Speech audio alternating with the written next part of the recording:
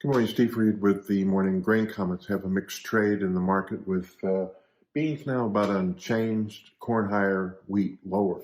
And we've got meal down.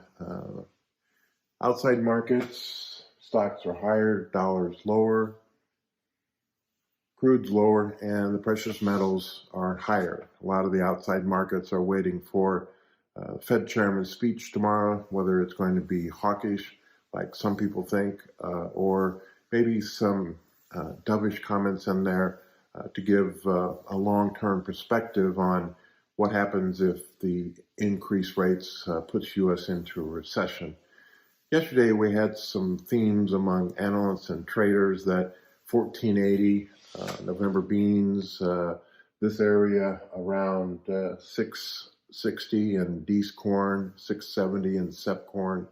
And the wheat market, Chicago wheat, around that 820 area, was near seasonal top going into harvest.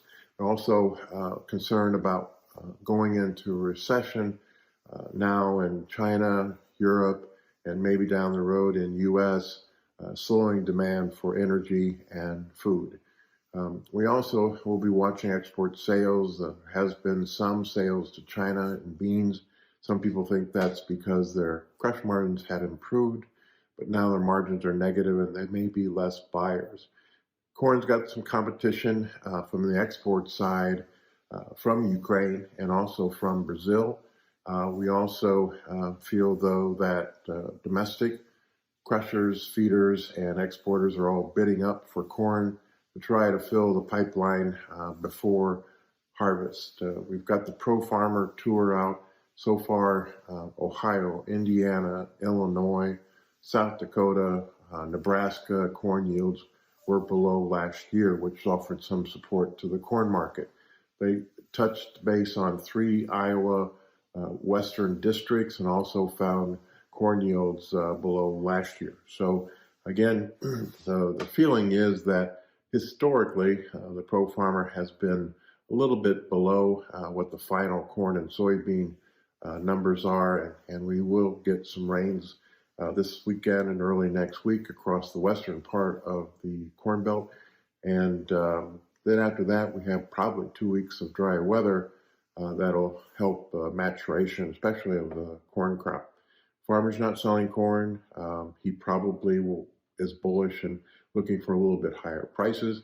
The expectations, though, is that he will sell beans at these price levels off the combine and across the scales. More rain is forecasted for the southern part of the U.S. Delta. Saw some pictures yesterday in Louisiana of some beans that have some really quality problems because of too much rain. Western Europe, dry, might get a few showers next week. Russia also dry. South America, mostly dry, but there is our guy looking for a normal 2023 crop growing season. And CONAB came out with an estimate of their 2023 soybean crop at 150 million metric tons, compares the USDA's 149 and 126 last year. So the market's going to be watching Fed comments tomorrow, looking for export sales, and watching money flow as some people feel we put a temporary top in the grain market. As always, these are my thoughts, not those of ADM.